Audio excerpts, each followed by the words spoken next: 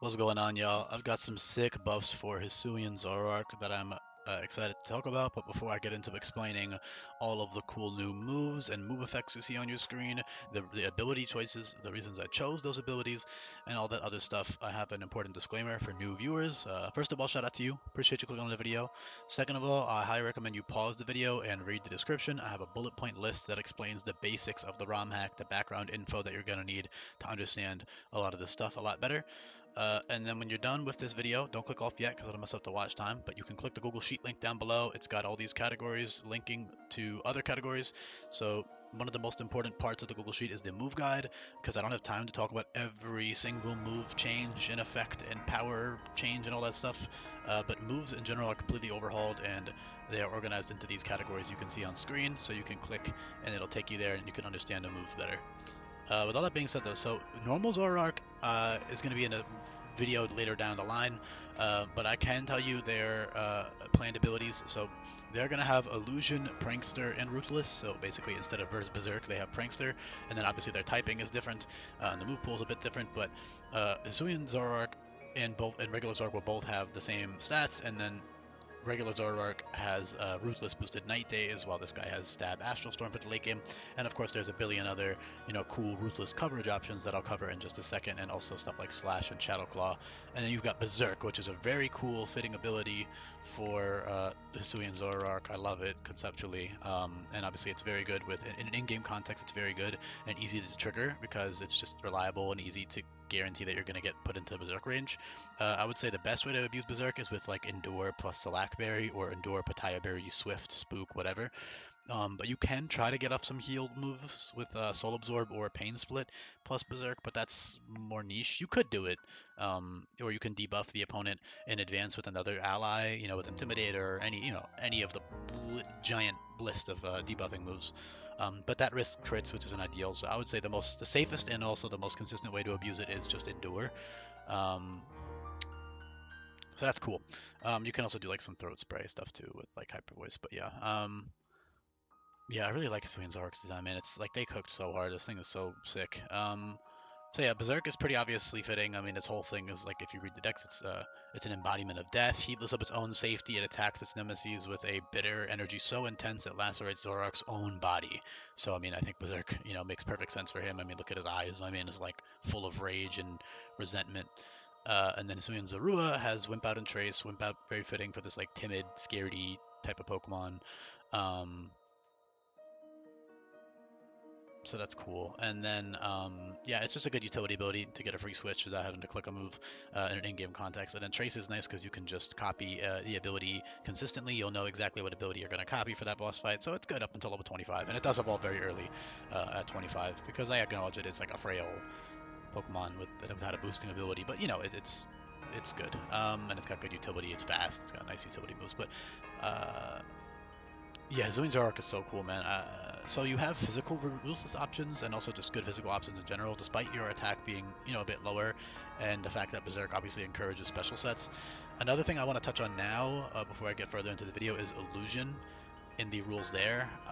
So Illusion is essentially supposed to be like, because it's not as OP on regular Zoroark because it only has one immunity and it's a less common attacking type, even in in-game context, right? Like not every boss is gonna have like a psychic type move all the time, but fighting and normal are very common, attacking types in this ROM hack. So and also Ghost as well. Even Ghost is common. I mean, so just being able and more, I would say about as common as Psychic maybe. So three immunities versus one with Illusion is crazy because the AI does not know how to counter Illusion. It's absurdly broken. I personally would not take advantage of that. I would play as if after one Illusion trigger, they should like you have to switch out or kill the opponent, right? I'm making it sound more complicated than it is. Basically, all the rule this is optional. You can play either how you want. You do it. You can use healing items and shit too if you want. All of this is optional intended rules, but it's not enforced upon you. It's just what I've balanced the game around. But yeah, I would say with Zoroark and Hisuian Zoroark to only allow yourself one free turn from Illusion. Once they use an immunity into Illusion, I mean, because obviously if it's a resisted move, then Illusion will be broken and the AI will know how to, move from there. But if it's an immunity, they never break the illusion, and so therefore they never actually learn from their mistake. Um, so essentially, I would just do it so you get one free turn. So say you have you're baiting a fighting type move with your illusion Pokemon into your Zoroark. I would get that one free turn to click whatever you want to click, and then I would say you have to either kill them or switch out. Because if you're getting more than one turn for free, if they're clicking a move you're immune to more than once, you're abusing the AI too much, in my opinion. Because there's no way I can like recode the AI for Scarlet and Violet to like not do that, especially for such a it's one out of like 400 and 450 evolutionary lines in the game, so there's no reason for me to even bother doing that. But yeah, that's an optional rule. Play however you want, but that's how I would play. But as for the physical side, they do get, especially earlier on, they get a lot of really good physical crit moves, and also, in general. So they have Soul Crush and Temper Flare, which are both Wicked Blow variants. Absolute Zero and Astral Storm are also Wicked Blow variants. All four of those moves are 80 base power, guaranteed crit, with the downside that they can't be used twice in a row, which means you can't spam Choice Scarf Astral Storm and just get a bunch of kills for free without having to switch out. Temper Flare and Soul Crush are physical coverage moves, very, very strong. I mean, again, they're 180 power with Ruthless, right? So those are really sick. I think Soul Crush is such a cool move flavor-wise on Hisuian Zoroark. I love that idea on them. Um, so yeah, essentially you use those, you get the guaranteed crit, and they're just really strong coverage. And then you've got Shadow Claw and Night Slash, which are not guaranteed crit. They are, so Shadow Claw, Night Slash, Laceration, Psycho Cut, X Scissor, Jagged Edge, and Night Slash, all of those moves are 50% crit moves. So what that means is you have to hold a scope lens for them to be consistent. And in an in-game, Nuzlocke, especially Teamlocked Nuzlocke type of context, you're supposed to be caring about your Pokemon and not risking a 50% crit, a coin flip basically. So you're supposed to hold wide lens, scope lens. I don't know if I said wide lens earlier, but scope lens.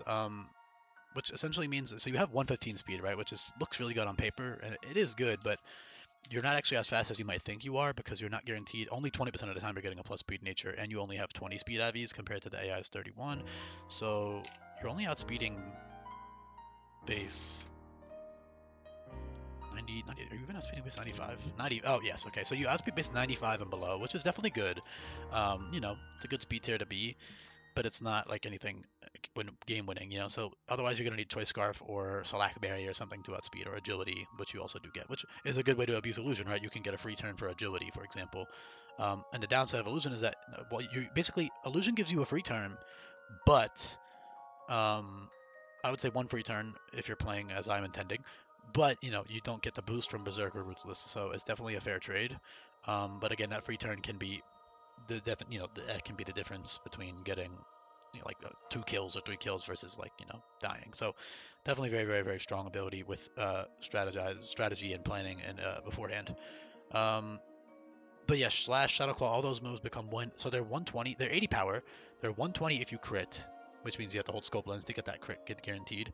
And then they are 180 power with Ruthless. So that's really, really nice and fun. And if you want to one-shot like a slower, a slower, bulkier Pokemon, you can use like Slash, Shadow Claw, Laceration, all these moves to take advantage of that. Not to mention, again, you do get Terra on all these Pokemon, so it's RNG'd. You're supposed to randomize your Terra type, but if you got like Terra Ice, that'd be fucking awesome because you have like Absolute Zero and Frost Breath for guaranteed crit ice moves. I think giving them ice moves is really just a cool idea flavor-wise, given that they're like found in like the snowy mountain, and they kind of give me like fake ice type vibes, So I think giving them that Frost Breath and Absolute Zero is really, really fucking cool. As for Bitter Malice, I haven't covered this yet, but it's reworked heavily because it's meant to be like an Ominous Wind replacement, because Ominous Wind isn't in Scarlet and Violet, and I want like a earlier game. Well, it's good for the whole game because it's a debuffing move, but I want like a Ghost debuff move option. I might end up reworking this at some point. I'm not gonna lie, I was thinking about it. Like,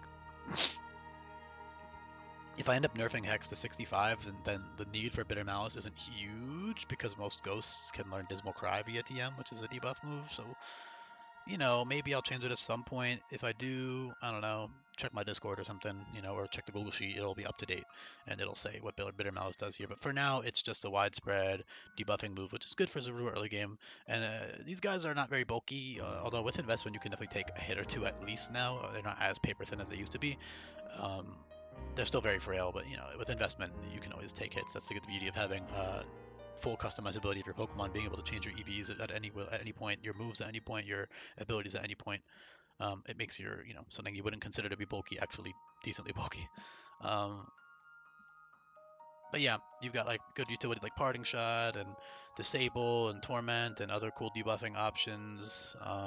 Tearful Look is nice. That drops attack, special attack, and speed. got some decent little priority options.